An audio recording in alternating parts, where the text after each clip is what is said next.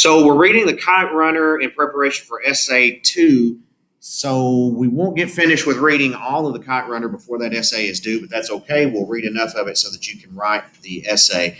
Today, what I want us to do is we're going to read together chapter 1, which is really short, and it allows me to introduce this to you, and then you're going to read chapter 2 on your own, which is a little lengthier, but have chapter 2 read by the time you come into class tomorrow. So this is one of those novels that when I first read it, I could not put it down. There's something about Khaled Hosseini, and that's the author, about his writing style that when you get to the end of one chapter, it's generally a cliffhanger, and it leaves you wanting to know what happens next. And so if you get into this and you just start reading and you can't stop, that's fine. But we're going to take it pretty slowly in class, reading through and analyzing some of the things I want you to get in order for you to be prepared to write essay number 2. So this novel begins in December 2001. If you look at page 1 of chapter 1, that is the present tense narration. The narrator is a man by the name of Amir, and he lives in California. He is a doctor, and he has immigrated to the United States from Afghanistan. He grew up in Afghanistan that is very different from the Afghanistan we may know today by watching news media reports. So this is one of those novels that I said that I couldn't put down, but it's also one of those novels that radically changed what I knew and thought I knew about the Middle East. Where do we get our knowledge about the Middle East? How has your understanding of the Middle East been shaped? By war and by the news. Have you lived at any point in your life without there being a war in Afghanistan? No. And so you'll notice here the opening present tense is December 2001. What was going on in December 2001 in this country? 9/11 had just happened. And so there was all of these ideas that Americans had about Afghan citizens.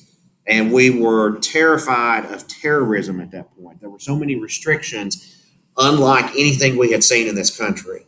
I flew on commercial airlines pre 9/11, and then I flew post 9/11, and you can't even compare the two experiences. Getting on an airplane used to be like going and stepping on a bus. Like the security wasn't that tight, and there weren't restrictions on what you could pack in your carry-on, and there just weren't a lot of things in place that now have become the norm post 9/11. So when you read this novel, be prepared to have some of your preconceived notions about Afghan culture challenged, because often what we know is just what we see on the news, and we know that that's not always a complete, accurate, fair, or balanced interpretation of the reality. So you're going to get to see Afghanistan before we knew a lot about terrorism. You're going to get to see Afghanistan before the Soviet invasion of 1979. You're going to get to see Afghanistan before the Taliban took power in 1996. So in 1979, the Soviet Union takes over Afghanistan and they rule with an iron fist. And in 1996, when you've got this young group of radicals called the Taliban, when they come into power in Afghanistan, people thought that they would be their savior. They thought the Taliban would be their answer because they saved them from the Soviet regime. But we see that that's not the case, that it only became more repressive and more dire for Afghan culture. So what we're going to do in this novel is you begin in the present tense, December 2001 in California, and Amir is going to go back and narrate about an event in his past, kind of like what we did in our first essay, our personal narrative. Now you're going to see it not in a nonfiction form, but in a fictionalized form. And there's this one event that he talks about in chapter 1. And he's going to get there eventually and narrate that event. And let me warn you, it is a violent event. And when you read it, you might be a little bit traumatized by it. But that's what good literature has the power to do. It has the power to transport you and make you feel something. You're going to feel in this novel that thing in literature that makes your heart break, that makes you feel sympathy for a character. Does anybody know what that word is that we talk about? The appeal to your emotions. You know the word I'm getting at here? That's it.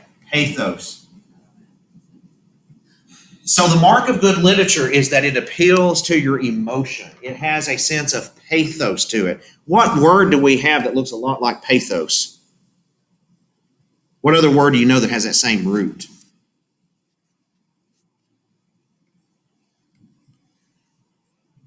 How about pathetic? We use the word pathetic sometimes in a very negative sort of way. I said, that's absolutely pathetic. But what does pathetic really mean? It's sad. If something is pathetic, it's deserving of your sympathy. And so, what Khaled Hosseini is able to do here in this novel is he's able to craft characters and situations that are deserving of your pity. Okay, well, enough about that. I'm going to read aloud chapter 1, and we're going to talk about it, and then you're going to read chapter 2. I became what I am today at the age of 12 on a frigid, overcast day in the winter of 1975. So that first sentence there is Amir. That's your narrator. And he's telling you very emphatically from the beginning that his life changed in the winter of 1975 at the age of 12. I remember the precise moment, crouching behind a crumbling mud wall, peeking into the alley near the frozen creek. That was a long time ago, but it's wrong what they say about the past, I've learned, about how you can bury it, because the past claws its way out. Looking back now, I realize I have been peeking into that deserted alley for the last 26 years. One day last summer, my friend Rahim Khan called from Pakistan. He asked me to come see him. Standing in the kitchen with the receiver to my ear, I knew it wasn't just Rahim Khan on the line. It was my past of unatoned sins. After I hung up, I went for a walk along Spreckles Lane on the northern edge of Golden Gate Park. The early afternoon sun sparkled on the water where dozens of miniature boats sailed, propelled by a crisp breeze. Then I glanced up and saw a pair of kites, red with long blue tails, soaring in the sky. They danced high above the trees on the west end of the park, over the windmills, floating side by side like a pair of eyes looking down on San Francisco, the city I now call home. And suddenly Hassan's voice whispered in my head, "For you, 1,000 times over." Hassan, the hair-lipped kite runner. I sat on a park bench near a willow tree. I thought about something Rahim Khan had said just before he hung up, almost as an afterthought. There is a way to be good again. I looked up at those twin kites. I thought about Hassan, thought about Baba, Ali, Kabul. I thought of the life I had lived until the winter of 1975 came along and changed everything and made me what I am today. All right, there's a whole lot going on in chapter 1. It's short, it's succinct, it's to the point, but there's a lot going on. So I want to talk about that italicized statement on page 2 that says there is a way to be good again. It connects to what Amir says about unatoned sins. What do you suppose, what word could we assign to that statement? There is a way to be good again. Redemption. What is redemption? Making up. Okay, so making up for past mistakes. It means to literally to buy back. If you redeem a coupon, you're getting the value of it by cashing it in. So here when he says there is a way to be good again, what kind of predictions can you make about what happened in 1975? What's going on with the narrator?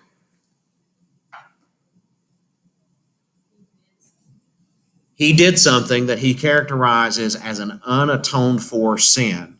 And Rahim Khan, 26 years later, calling from Pakistan, tells him, you've got an opportunity here. You've got an opportunity to do the right thing, to be redeemed. There is a way to be good again. So this whole novel then, from the very first pages, the very first words, is going to resonate with redemption. An opportunity to go back and make good on past mistakes. He even says in chapter 1, he says it's not true what they say about the past. You can't bury it, you can't put it behind you, but instead your past has a way of clawing out. It has a way of defining who you are. And he says, no matter how hard I've tried, I can't bury the sins of my past. Now, he's going to go back and tell you what happened leading up to that event in the winter of 1975. And you're going to meet in greater detail a boy by the name of Hassan. In Afghan culture, you would have two distinct classes of people. You would have what we might call the high class people, and that's Amir. And then you would have low class people, and that's going to be Hassan. The lower class citizens were servants. Hassan is the same age as Amir, yet he serves him. He is his servant. He doesn't get to go to school like Amir. He doesn't get the same benefits as Amir. He doesn't get to live in the same house with Amir. He's treated as a second-rate citizen. Yet there's a phrase that he said in chapter 1 where he says he can hear the echoes of Hassan saying, "For you, 1,000 times over." That points to the undying loyalty that Hassan has for Amir. And that's going to be part of the problem of the unatoned for sin that he has. All right. So we know the setting is Afghanistan, even though the present tense is in California. We're going to go back to 1970s Afghanistan. We know that Amir is the narrator. He mentions Hassan, Baba, Ali, Rahim Khan, and that idea of redemption in chapter 1 is going to serve as a major focal point throughout the novel. Here's what I want you to do for class tomorrow. I want you to pick up reading in chapter 2 and read to the end of chapter 2. Be ready to discuss what you find in chapter 2. So you might want to read actively. You might want to take notes, mark down some things, maybe trace character development. What do you know about Baba? What do you know about Ali? What do you know about Hassan? And begin to trace some of those developments as you read. So keep in mind that we're reading The Kite Runner, and we're not going to be finished with the novel before Essay 2 is due. So we're reading a portion of The Kite Runner and discussing it in class, and whatever portion we read before the essay, that's the portion on which you will write your literary analysis. So hopefully the things that we talk about, and I'm putting some things on the board, you may want to collect some notes as you read. All of those things can be used in your literary analysis. So yesterday we talked a little bit about character, a little bit about setting, and I want us to move on and look at some other categories of things you can analyze in chapter 2. So on the very beginning of chapter 2, it describes Hassan. Can anyone tell me what's the relationship between Hassan and the narrator Amir? Okay, so why is he Amir's servant? They're the same age. Okay, so we need to talk a little bit about this ethnic division. There's ethnic classes in Afghanistan. So I've made this chart that you may want to jot down somewhere so that you can keep in mind who belongs to which class. So the Hazara class is the servant class. And even though Hassan and Amir are the same age, he serves him. And remember, he serves him with undying loyalty. And that's going to connect to one of our themes here. So if we're dividing characters, Hassan would be in the Hazara side and Amir on the Pashtun side. Can you tell the difference between those two classes if you were to look at them? I think they said that the Hazara have like Asian-like. Okay, so the Mongol, Chinese, Asian-like features would be the only distinction that there would be between the Hazara and the Pashtun. So it's not a difference of skin color. It's just an ethnicity and a heritage difference. But because of that, the Hazara are treated completely differently. What about Hassan's mom? How is she treated? Does anyone remember her name? It started with an S-H or something. Yeah, Sanyabar. And so she's treated cruelly by the men who are out in the community. That has everything to do with the fact that she is Hazara and not Pashtun. Okay, so let's look at that character list and add to it. So who else would be on the Hazara side? Hassan's dad. Okay, what's his name? Yeah, I didn't know how you say it. Ali And his mom. and his mom. I'm not exactly sure how you would pronounce that. Sanyabar is what I say. I'm not exactly sure of the Afghan. On the Christian side, Baba. Say that again. Baba would be on the other side. Okay, so on the Pashtun side, this is Baba, which is the Afghan term for father. So it's a term of endearment. We have Amir. Rahim Khan would also be on that side as well, the family friend. It's interesting that in chapter 2, Hassan is described physically. What is the physical distinction that Hassan has? He's got a cleft lip or hair lip. What is that? It's like where It's a physical deformity that you're born with where the lip hasn't fully separated from the gums, I suppose. And so it's a physical deformity. Why do you suppose that the author chose to give that physical description for a character like Hassan?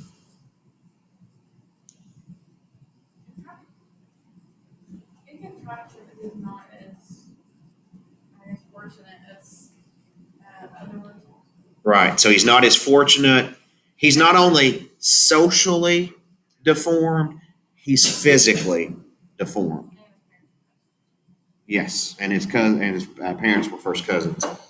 So all of that kind of blends. And if you were looking over here on this side of the board, if we're talking about literary devices and pathos, you could even say that the cleft palate or the hair lip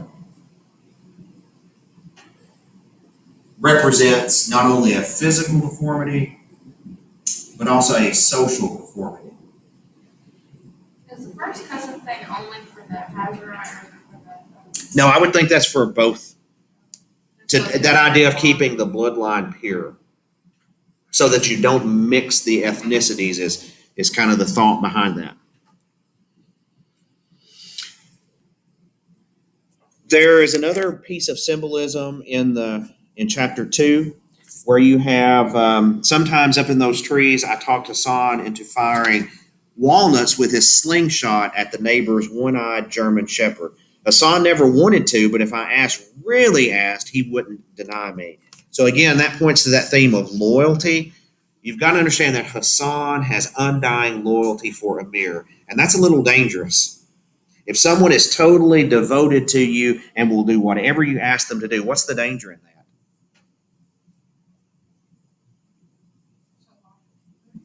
You could abuse that power, right? I mean, that's very powerful. If you know that someone is completely loyal to you, then you run the risk. No matter how good of a person you are, you're probably going to take advantage of that at some point. And that's going to be the case for Amir. But what kind of symbolism would you say there with Hassan and his slingshot? What does that remind you of? What sort of illusion does that remind you of? Who took on a giant with a slingshot? Oh, yeah, David and Goliath. So here, Hassan with his slingshot is a biblical allusion to David and Goliath.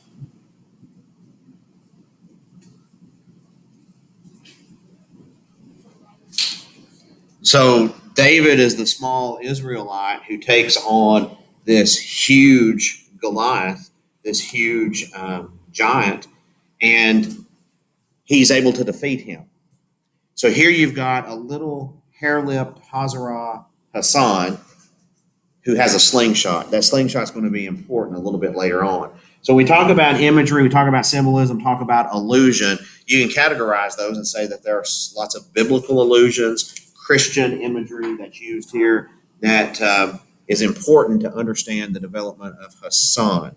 So Hassan then becomes almost one who atones for Amir's sin, which is very much a Christ-like figure. So it gets really complicated and really deep really quickly in this novel.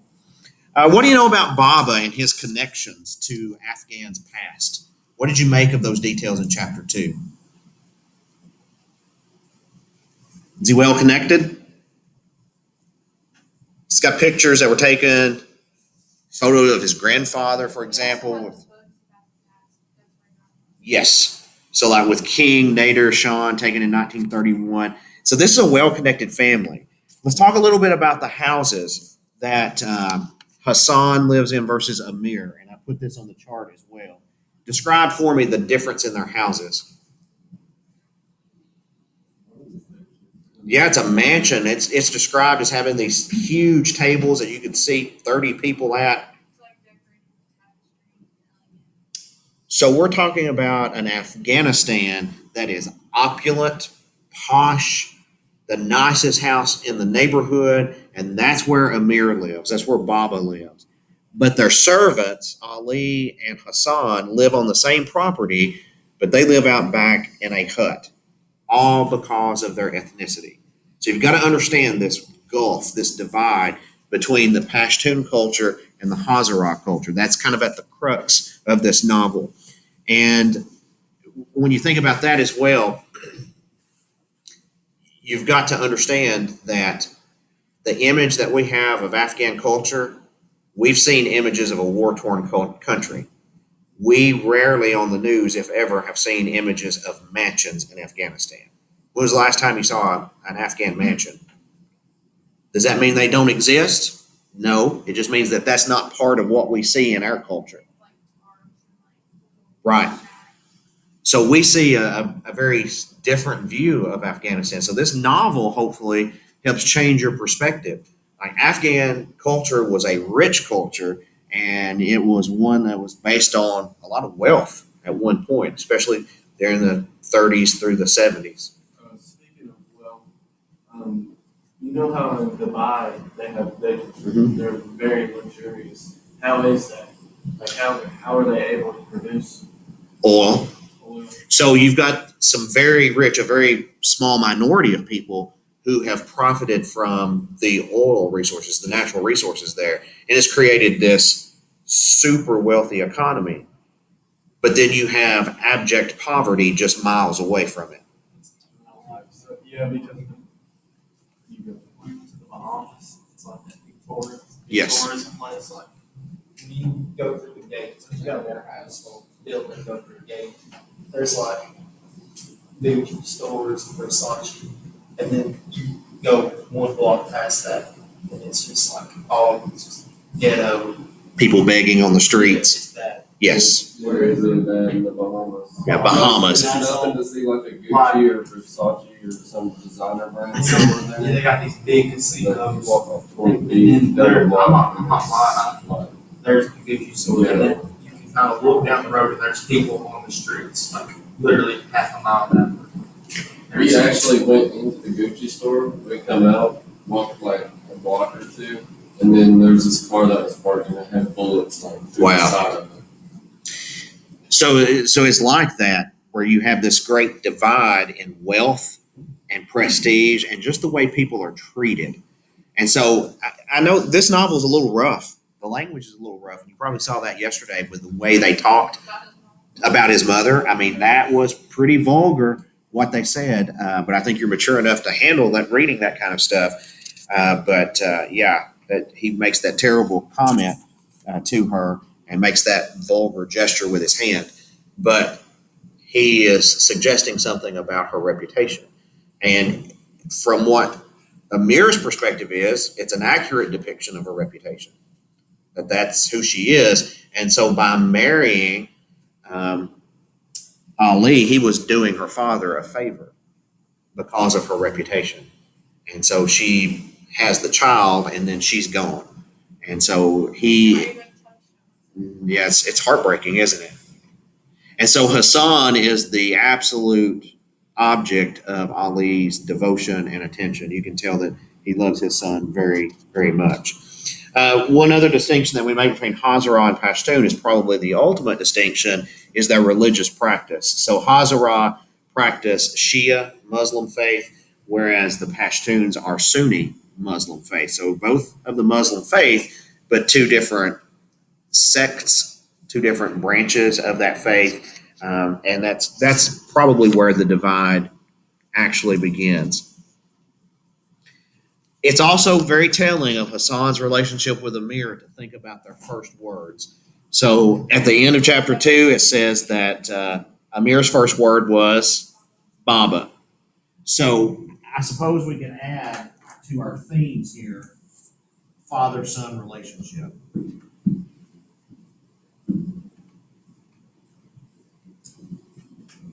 So to that, the evidence that we can collect for that is that Amir's first word is Baba.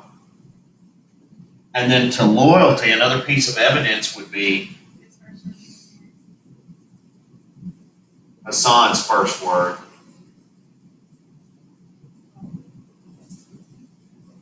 Is Amir. Okay. So again, it's that idea of complete devotion and loyalty. So Hassan, for lack of a better way of saying it, knows his place in this society. He knows that he is a servant. He knows that whatever Amir asks him to do, he is to do it. And can you imagine how strange that dynamic is in that relationship? They're the same age, yet one goes and receives a formal education and the other one stays at home and cleans and does dishes and prepares meals and lives in a mud hut in the back, all because of his ethnicity. So that you've got this great divide then that begins to develop. But as boys, they just play together. They're kind of unaware of this divide between them. They just play together. They have this relationship together. But as they grow older, it gets more complicated. Now, the novel began by saying that his life changed dramatically in 1975. You are going to encounter a scene of violence very shortly. I think it occurs about page 75. So be prepared for this very graphic depiction of a scene of violence that is that event that was alluded to in the very first pages of chapter 1. What I would like for you to do for tomorrow is to read chapters 3 and 4. So it's a little bit more reading than we did yesterday, but I'd like for you to read chapters 3 and 4 and be prepared to discuss that. I would encourage that you have notes where you're keeping up with maybe some themes as they develop, some character traits and ideas. When you encounter a new character, maybe jot that down and write something down about that character so you can remember it. But go ahead and start reading on chapters 3 and 4, and we'll talk about that tomorrow during class.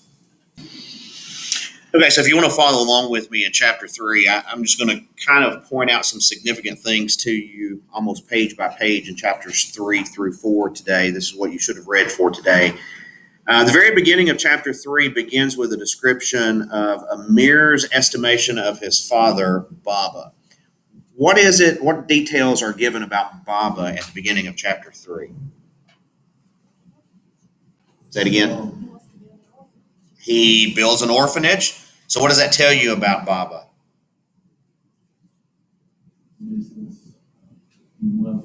He's wealthy, Makes him seem caring. seems caring, kind-hearted, which is a little bit ironic when you think about the relationship he has with Amir. So he's building an orphanage for underprivileged children, yet his relationship with his own son is strained. Why is his relationship with Amir strained? Because he wants Amir to be Different how? he wants like he's not as manly. Okay. So what are some of the things that Amir is interested in that his father is not?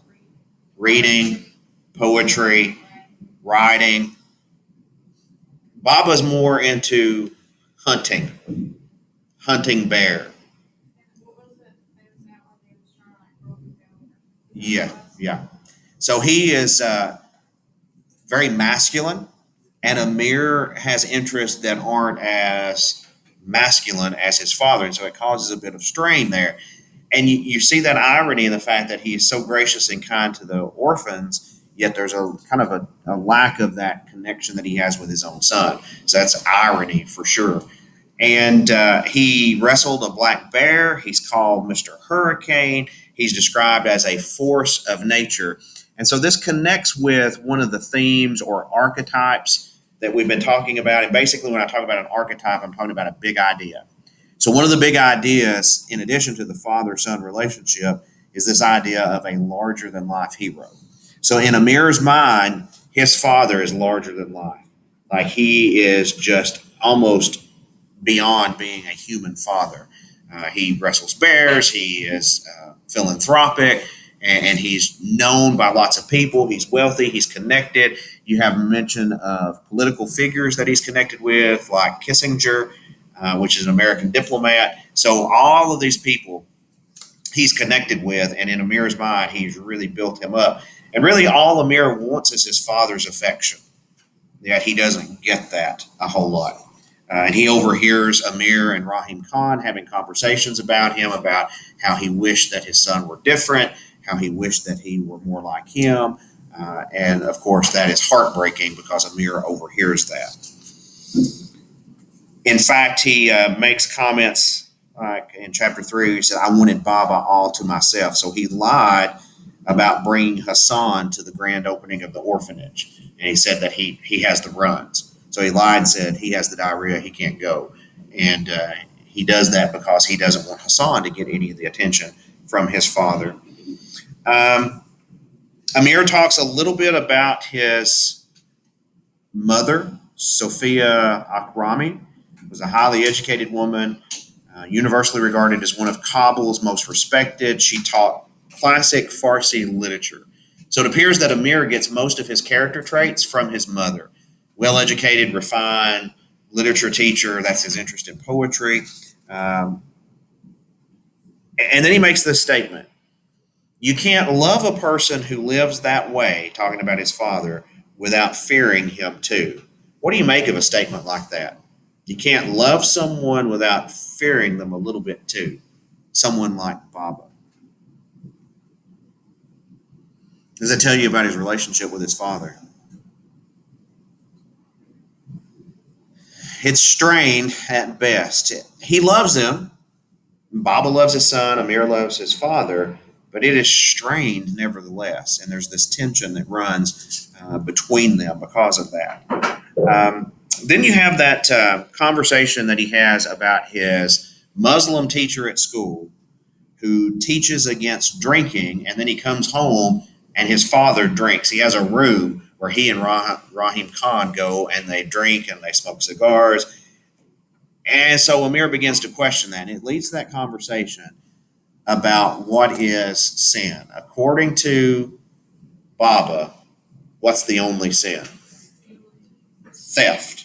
And so how can you use his explanation to say that every sin or every wrong is just a variation of theft? Every sin is you taking something. You tell a lie, what have you stolen? You commit adultery, what have you stolen? Someone's spouse, someone's trust.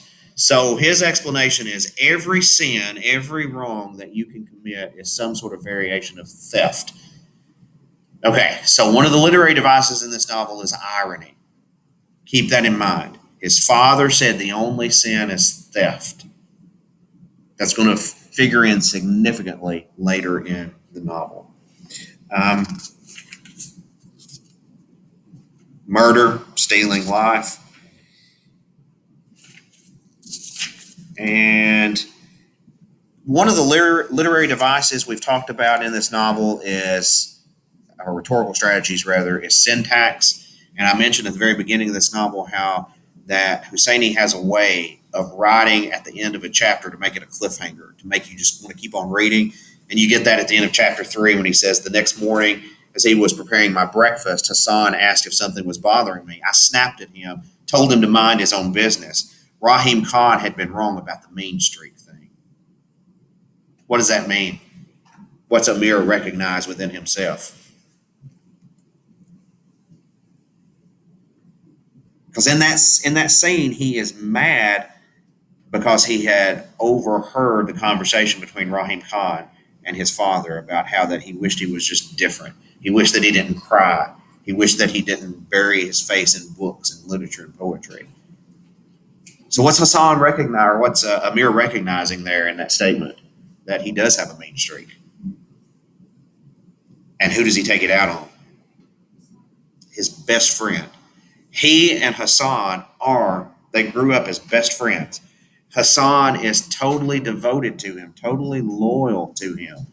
And yet that's the person that he turns on when he's upset. That's the person that he snaps on. It's kind of a universal truth, isn't it? Who are the people that you're meanest to? Strangers? We're pretty polite to strangers, aren't we? We'll smile and nod and say, how are you? I'm fine. Who is it that you typically snap on, and who is it that you say mean and hateful things to? Your family, the people closest to you, your family, people that live with you, your best friends, your boyfriend or girlfriend, your spouse. that's typically who gets the brunt of your anger.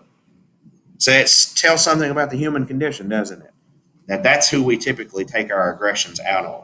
Which, when we can sit here and discuss it and say, "Oh, that's terrible. That's not the right thing to do," but then we go and yet we do that. That's kind of a typical pattern of human behavior, and Amir here is recognizing it within himself.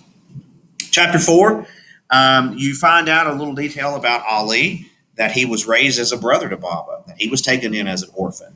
And so that explains why Baba has such a soft spot in his heart for orphans, is that Ali was raised by his parents. You also find out that they have a kind of a fascination with Western civilization. So they live in the Middle East and Afghanistan, yet they like Western movies and they go to the cinema to watch John Wayne movies. Say it again. Yeah, he thought he was Islamic. So it's just they're fascinated with Western culture. Baba drives a Ford Mustang in Kabul, Afghanistan in the 1970s. So there's just this fascination with Western culture and all those things associated with the West, with American culture in particular. You see that Hassan and Ali are both uneducated. Hassan is illiterate, yet that's who Amir reads his stories to, and that's who tells Amir that he's a good storyteller and a good story writer. But they are uneducated. Again, why are they uneducated? Because they're Hazara, because of their ethnicity, they are not afforded the benefit of an education. Even Ali, who's raised as a brother with Baba, isn't afforded an education in the same way that Hassan, raised as a brother basically to Amir, isn't afforded the education. What is it that Hassan does to fill his days? What's he occupy his time by doing? Yeah, he does the shopping, he does the cleaning, he does the laundry, he makes him breakfast, and he stays at home and does all the work that the servant would do. It really shows you that divide. And then Hassan gives some criticism to Amir about his story, about the plot hole in it. And it leads to that last statement that he says, "What does he know, that illiterate Hazara? He'll never be anything but a cook. How dare he criticize you?" So those are Amir's thoughts there that are recorded in italicized print.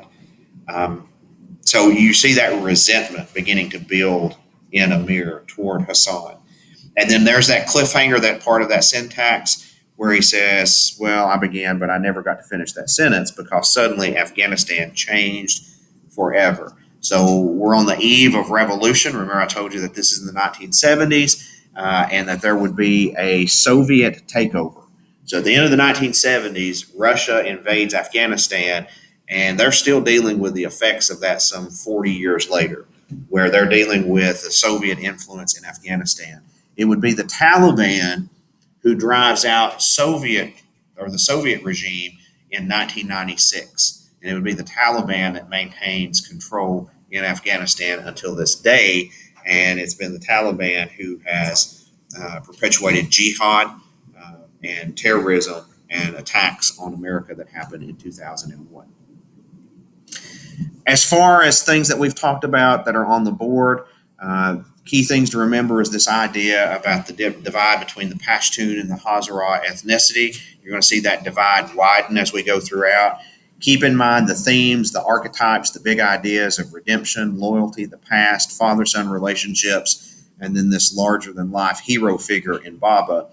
Literary devices such as pathos, the ability to tug on your heartstrings, imagery, especially violent imagery, illusion, especially biblical illusions like David and Goliath we talked about yesterday with the slingshot, symbolism, the hair lip, a physical deformity mirroring a social deformity, and then irony. Keep in mind, you're gathering some evidence here that Baba says the only sin is theft. There's going to be an ironic plot twist related to that later. Rhetorical strategies, basically diction and syntax. In what you read for today, you saw some Afghan terms, Jan and Agha, Jan and Aga. They're used in conjunction with names. What do you make of those? What are those, and what do they indicate? When he says Amir Jan and Baba Aga, what are those? Say it again. You guys think it would be like It's similar to that. So what are you meaning when you say a junior or senior? Father and son. Okay, so you're indicating kinship or relationship. Take that a step further. These words are like terms of endearment. So words of respect that you would use with someone. So if it's someone that you're friends with and you show them respect, you would use Jan. If it's someone who is an elder that you're showing respect to, it would be Aga. And so it would be like using Mr. or Miss, or using some sort of term like ma'am. Like if you approach an older lady that you're showing respect to, can I help you, ma'am?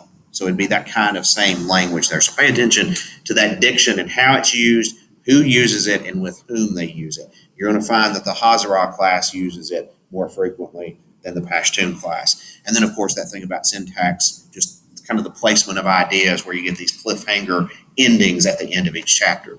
Okay, so here's the assignment for today. I want you to read chapters 5, 6, and 7, and you can anticipate another reading guide tomorrow for chapters 5, 6, and 7. So here's what I would do as you read. Add to your list of notes. So things that we've written on the board, things that I've shared with you, add to that, because in your literary analysis essay that you'll turn in on September 18th, that's what I'm going to ask you to do. I'm going to ask you to gather evidence from the novel, the portion that we've read together, to make some sort of statement about the themes, the archetypes, the literary devices, and so on. So all this stuff that we're talking about is preparation for that essay that you're turning in on September 18th. All right, let's walk through the questions in the reading guide for today for chapters 5 through 7. There are a lot of important plot events that occur in this chapter, in this section of the novel. And then when you read chapters 8, 9, and 10 for tomorrow, just be aware that things are going to escalate quickly. Like a lot of changes are coming in the next few chapters. So what was the significance of the gunfire that Amir Hassan and Ali hear on the night of July 17th, 1973? What's going on in Afghanistan at that moment? Okay, so they're deposing the king and instituting a president, so that there's this revolution that's taking place internally in Afghanistan, and things are going to change from that point forward. It eventually leads to the Soviet takeover that happens late in the 1970s, and that eventually leads to the Taliban coming into power in 1996. We meet in this section Asif. I've added him to our character list. What do we know about Asif? Okay, best description I heard out of that was he's a sociopath. Why? Well, a lot of things. What makes one a sociopath? Okay. No remorse for others, no sense of conscience, no sense of my actions violating some sort of moral objective. Asif is ruthless. Is he Hazara or Pashtun? Definitely Pashtun, and definitely looks down upon Hassan, the Hazara. What else do you know about Asif? Yeah, he's a Hitler supporter. He's a supporter of the Aryan race. Anything else about Asif? Yeah, brass knuckles. He's violent. Anything else? And obviously, we're getting to a terrible event, Yeah, he's had trouble. which gives him another Hitler connection. What's revealed about life in Afghanistan when Hassan refers to Asif as Aga? I wrote that on the board yesterday when we were talking about diction. What is Aga in Afghan language? It's a sign of respect. So, what does that tell you that a terrible, horrible person like Asif, Hassan still refers to him with this courtesy title? What does that tell you about the cultural norms in Afghan culture?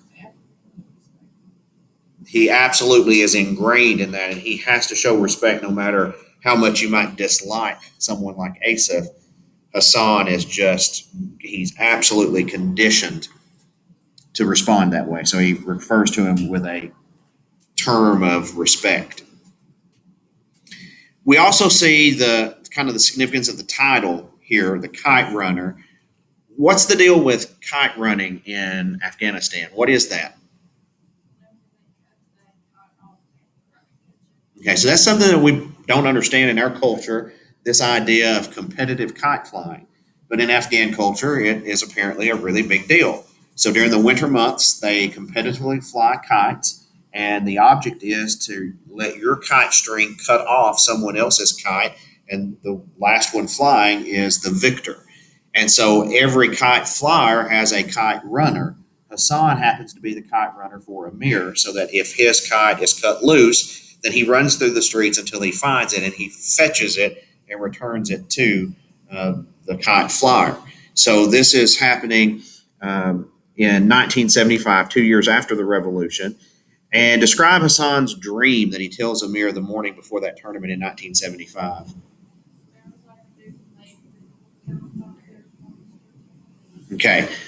So obviously, dreams are symbolic and they're used in literature to be symbolic. So in this dream, there's a lake, there's a monster, and who is able to be the hero in that dream? Okay. So Amir primarily is the one who says there's nothing there, and he goes into the lake and he reassures Hassan. That's symbolic and it's going to figure in significantly later in the novel. Who are Wally and Kamal? They're Asaf's henchmen. They're the two guys that are with him, and no matter what's going on, they're kind of going to be there and support. And they make what happens in that alley possible because they kind of stand back and keep others from coming in. Despite the brutal attack against Hassan in the alley, what does he manage to bring back to Amir?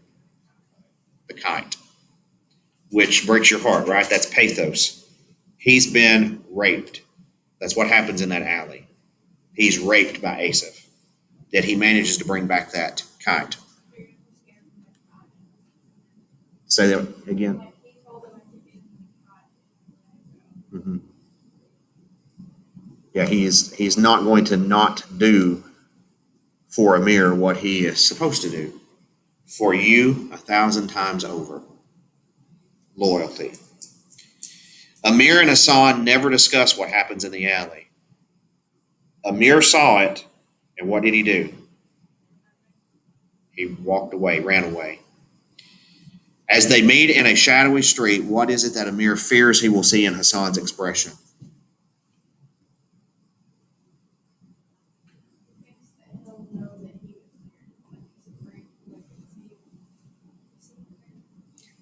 Do you think Hassan knew that Amir saw what happened? There's a description there about where he catches his eye in that alley, and it indicates to me that I think Hassan saw Amir and saw Amir not intervene and not save him from Asaph, and he's afraid that he will just see loyalty and forgiveness. Like that's the worst thing. He would rather Hassan be angry at him than to forgive him for not intervening. It says, explain the significance of the following line. Nothing was free in this world. Maybe Hassan was the price I had to pay, the lamb I had to slay to win Baba. Was it a fair price? The answer floated to my conscious mind before I could thwart it. He was just a Hazara, wasn't he? Okay, so that's an illusion, a biblical illusion. In the Bible, who is the sacrificial lamb? Jesus Christ. So Jesus died for the sins of humanity, and he was the blood of the lamb that was shed. Everything comes with a price. So just as the Bible teaches that Jesus died as payment for the price of sin, here Hassan is sacrificed to Asaph so that Amir can finally win the affection of his father. So Hassan becomes a Christ figure, one who's sacrificed. He's the sacrificial lamb. And so that's the significance of that. Let's talk a little bit about that scene that happens in the alleyway. And it's brutal. And Khaled Hosseini narrates it in a way that's very detailed. And it's very troubling. Like that's a disturbing, jolting, jarring kind of image to deal with here that you do. Rape is a violent act, no matter what the circumstances are. And here it is extremely violent.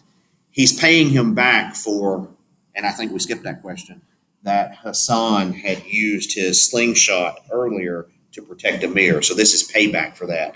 So basically, he disrespected Asaph, a Hazara, disrespected a Pashtun, and he cannot let it go unpunished. So the punishment for that is he's attacked in the alley.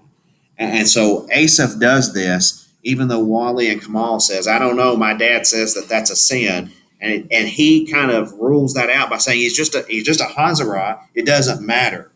So that's what happens when people have a racist or ethnocentric view of the world. You justify putting someone else down by dehumanizing them. And so they no longer see Hassan as being human. If we can dehumanize him, he's just a Hazara. In fact, they refer to him as a dog. Then they can justify their actions of violence against him. So it's very telling about human nature and racism and being ethnocentric. And I'm going to tell you this, and this is disturbing too, but in Afghan culture, there is a popular saying that says women are for making babies, but young boys are for pleasure. Now, that's a pretty disturbing statement, isn't it? You're going to see that later in the novel as well. So later in the novel, that idea, that mentality of sex trafficking is going to play out. There's one image in this whole description that sticks with me that I just absolutely cannot shake. There's snow on the ground. Hassan has been raped in an alley. He brings back the kite.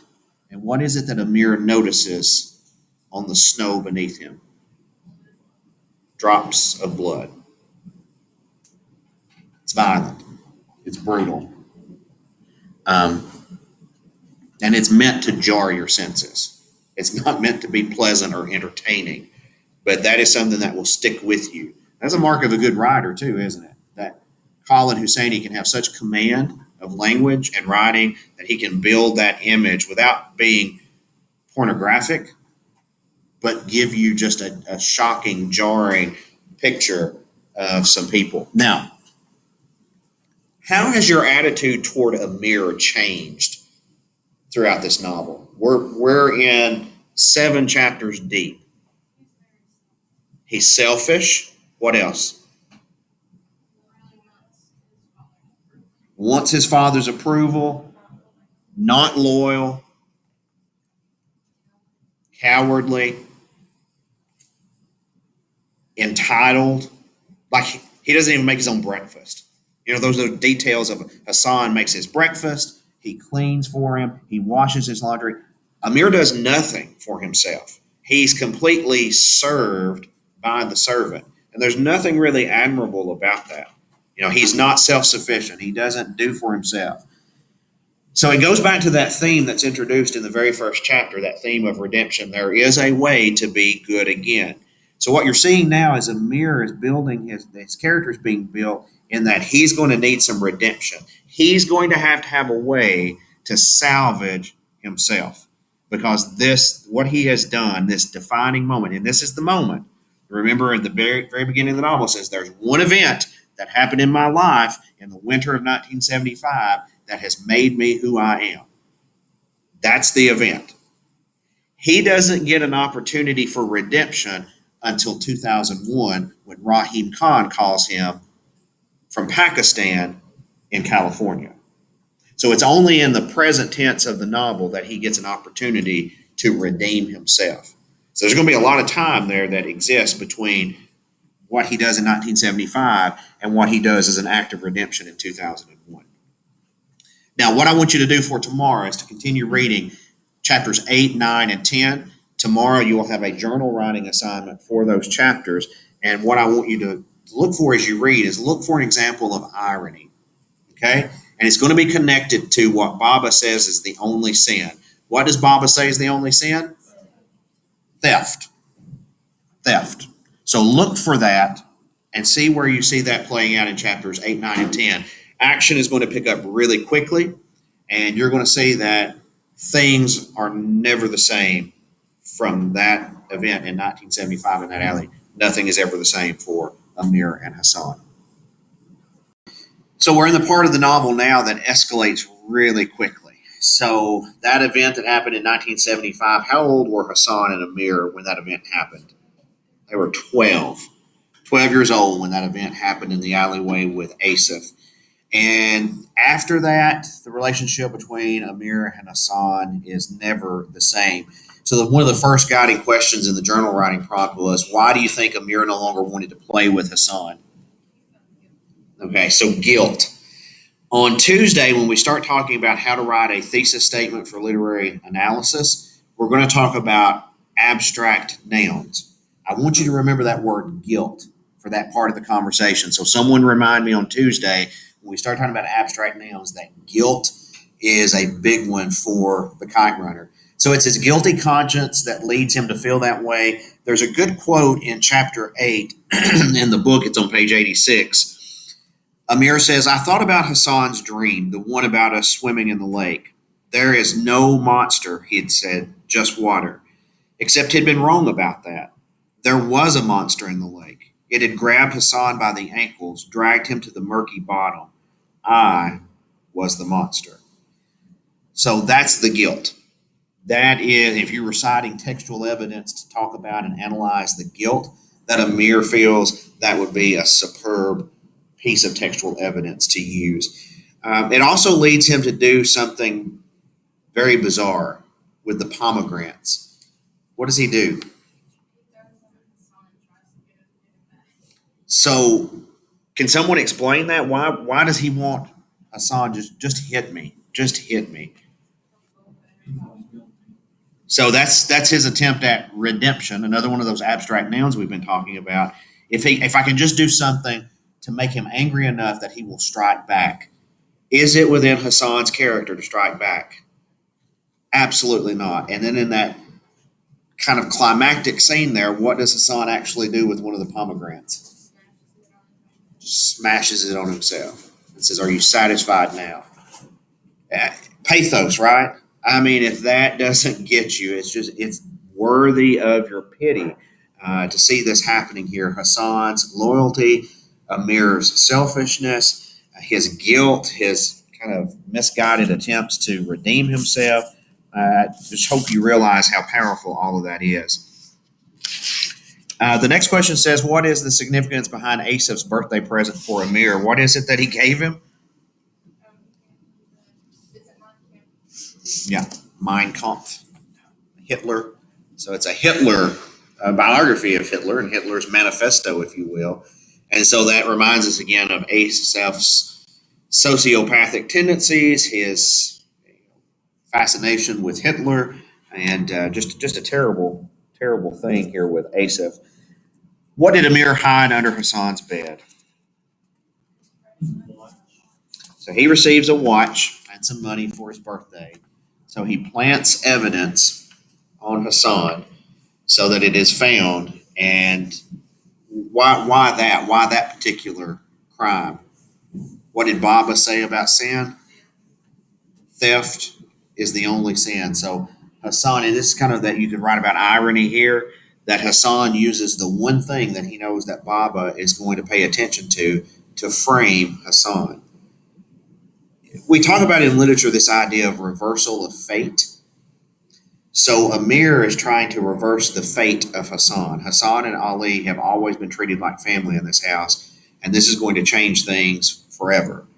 Then, ironically, in just a few pages, we see that the fate of Amir and Baba is changed forever when he's 18 years old with the invasion of the Soviet Union into Afghanistan, and they have to flee the country. And that's what I mean by things escalate quickly. Within the course of about 4 years, they go from being the most wealthy family in Kabul to being exiles from their own country. And Baba forgives Hassan for the theft. Did that strike you as odd? Did you expect Baba to say, I'm not going to forgive you for this? Why do you suppose he forgives Hassan?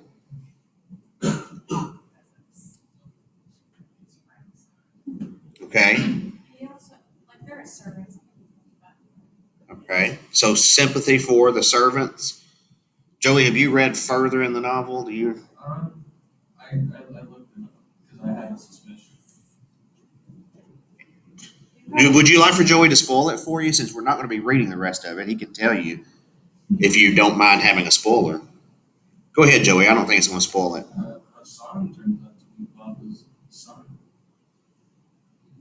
Which means Amir and Hassan, they're half brothers. So that explains a lot, doesn't it? Yeah, Don't they have different mothers? they have the same father. So they act like that just because the mom. Wait, but then who's, Ali did not father Hassan. but does he know? I can't remember that detail. I'm rereading it with you. He probably. So they are half brothers. Amir does not know it. Amir will not know that until 2001. Does Hassan know? No. So they treated him. That's why he was so nice. Yes. So that's why Amir begs Ali, please don't take him. Don't leave with Hassan. He's leaving with his son. So that explains why he's so adamant that Hassan not leave. Did the mom know that it wasn't? Like, Amir's mom, or she did, like she wouldn't. Because she was telling them. yeah, but see, she died in childbirth, and then the other mother ran off. That's what I was saying. She gave him the same take your ugly baby. I didn't know she knew. Yeah, I think she would know. Probably. I think she would know. Yeah. So it comes down to the fact that Ali could not father a child, so Baba gave him the one thing that he couldn't have. He made possible for him to have his own son, which Ali raises him as his own son. So it really, the fact that his adopted brother fathered the son, it's complicated, very complicated. But that makes things a little more, I don't know, pathetic, right? More pathos now that you know that Amir and Hassan are brothers, and Amir has done this thing to his own flesh and blood, but he doesn't know it. So again, irony. Irony is always at the crux of irony is that we know something that the characters don't know. There's always some sort of discrepancy between what we know and what they know, and what is intended and what's actually said. It's also kind of odd, like he was a servant to his brother and his dad knew the whole time. Yes, absolutely. But again, it goes back to that ethnic class division that even though he knows by rights, then he's not a Hazara. He has a Pashtun father. He should be in the Pashtun class, but he's treated as a Hazara. So that adds another layer of complication to it. So he hides the watch. That's how he gets rid of him. Why did Hassan lie? He said, yes, I stole it. He's loyal to the bitter end. He's protecting Amir. And I'll be like Joey, I'll go ahead and spoil this for you, that Hassan and Amir will never see each other again. This is it. When he leaves, that's the last time he ever sees him. And he said, a good piece of textual evidence is when he said, this was Hassan's final sacrifice for me. He will never see him again. They leave for Hazarajat, which is a city for Hazaras. Kabul is a Pashtun city, but Hazarat is for Hazaras. So that's where they end up going. March 1981, historically, what has happened in Afghanistan by 1981? Who's in control of Afghanistan? Soviet Union. So you go back, 1973 was when they heard gunshots, and it was the eve of revolution, and they deposed their king and instituted a president. So they had somewhat of a democracy, if you will, for a time. And then the Soviets invade and take over. What do you know about Soviet rule? Communist, absolute rule. So in the early 1980s, the Soviet Union was taking over several countries in Eastern European bloc countries, in the Middle East, and in some Far East countries. So they were trying to gain power within the region. And so Afghanistan was one of those. You can still see the effects of the Soviet Union's reign in Afghanistan even until this day. it would be from about 1979 until 1996 that the Soviets ruled, and then the Taliban would emerge as a powerful group, and they were seen as the saviors, that they were going to save Afghanistan from Soviet rule. And that turned out to be a really bad exchange because the Taliban didn't do a whole lot to advance Afghani culture. So the next question was, why did Hassan and Ali leave? It was Ali's choice that they leave. Why could people no longer be trusted in Afghanistan? So this is why Baba and Amir leave. Amir is 18 years old. They leave first on a covered truck. And how does he paint a picture of how the Soviet soldiers treat Afghan citizens? What does the Soviet soldier ask for? The woman, he said, I want 30 minutes with, they'd already paid money to pass through the soldiers. And he says, I want 30 minutes with her. And she's got a child, she's got a husband, she begins to cry. And the soldier explains there's a price to pay, but there's also a tax to pay. And then Baba stands up and says, absolutely not, and defends this woman. And then another Russian soldier steps in and intervenes so that he's not executed on sight, because it looks like Baba is going to be shot at that point. They make it then off of that truck and they stay for a week in a basement. And then what kind of truck do they get on to get into Pakistan? Yeah, can you picture this in your mind? A fuel truck that has hauled gasoline, emptied out. And think about one of those tanker trucks that you see. It's got just a little manhole at the top where they put the gasoline into, and then it comes out, from pipes and hoses at the bottom. Imagine putting 30, 40, 50 refugees down that hole into the empty tank of that truck. It's obviously going to be tight quarters with a lot of people pushed in there. It's going to smell like gasoline. And so that discussion, that conversation or description that he uses there is just about how suffocating and how dark it is. That's how they escape. What does that tell you about their need to escape Afghanistan? They're pretty desperate. They've got to get out of there, and they make it to Pakistan. Now, he's eventually going to make it to California. So he's going to immigrate from Pakistan all the way to the United States and lead a very different sort of life.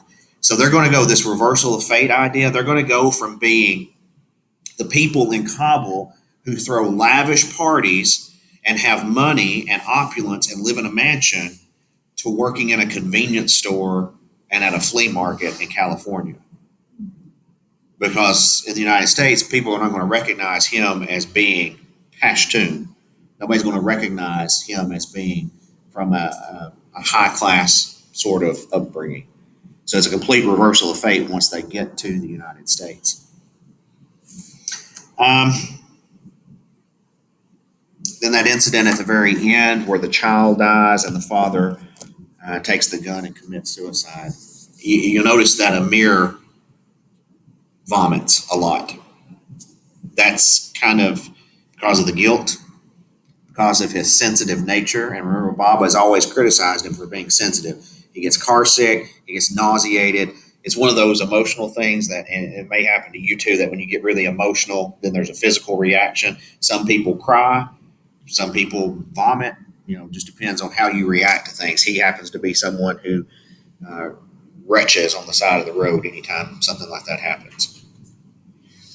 Okay, so for Tuesday, I'd like for you to read chapters 11 and 12. When we get to the end of chapter 12, that's where we're going to kind of pause with the reading and switch gears to writing an essay of literary analysis. You've gathered enough evidence to talk about some of those big ideas we're going to discuss on Tuesday for your essay topic.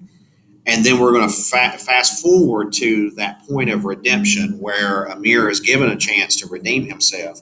But as for the rest of the novel, you're on your own. If you want to read it, you can, but it's not going to be necessary for the essay. You will be able to answer the prompt and do the thesis writing activity based on reading through the end of chapter 12. Okay, you should be finishing up with chapters 11 and 12 in the Kite Runner. That is where we're going to stop reading the novel. You have read enough of the novel now that you're able to complete essay 2. So that's going to be the focus of this week, is writing the essay of literary analysis. I will go ahead, and again, it's kind of a spoiler for those of you who plan to read to the end of the novel, and I would encourage you to do that. We just don't have time in class to spend a couple more weeks doing that. We have to move on to the other essays. But this is kind of a spoiler for you, but it helps you to understand the whole theme of redemption. Remember, this novel began with the idea of Rahim Khan calling in 2001, telling Amir that there is a way to be good again. So he's redeeming himself from that event that took place when Asif raped Hassan in 1975 in that alley, and he didn't intervene. He didn't do anything about it. So it ends up that Amir and Baba immigrate to the United States, and he's able to go to college. He's going to marry. He's going to be successful. But Hassan remains in Afghanistan, and he is going to marry, and he's going to have a child. He has a son named Sohrab, Sohrab. When the Taliban comes into power, Hassan and his wife are going to be executed in the street.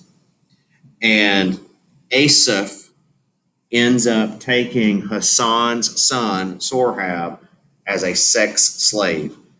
So he has a young boy, a little boy, and he is taken in as a sex slave by Asif.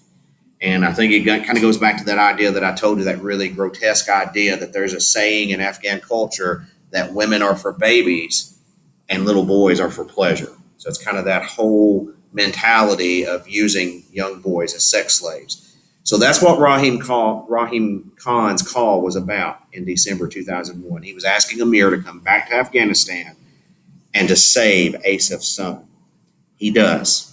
He faces Asif and his brass knuckles, and he is able to get Hassan's son and bring him back to California. The end of the novel will break your heart because Hassan's son does not speak. He's so traumatized by what's happened to him that he doesn't speak. And the thing you want at the very end is you want him to speak. And so the last scene in the novel is Amir and Sohrab running kites in California, and the only thing you get is a smile from Sohrab. He does not speak. And so it'll just break your heart. Again, it's that idea of just heart-wrenching pathos throughout the novel. But that's how he is able to redeem himself, is that he saves Hassan's son from Asif, even though he didn't save Hassan from Asif in 1975. So once you finish with chapters 11 and 12, submit those reading guide questions. And unless you just want to read to the end of the novel, it's worth it. Go ahead and read it. But otherwise, we're finished with the reading portion of the novel.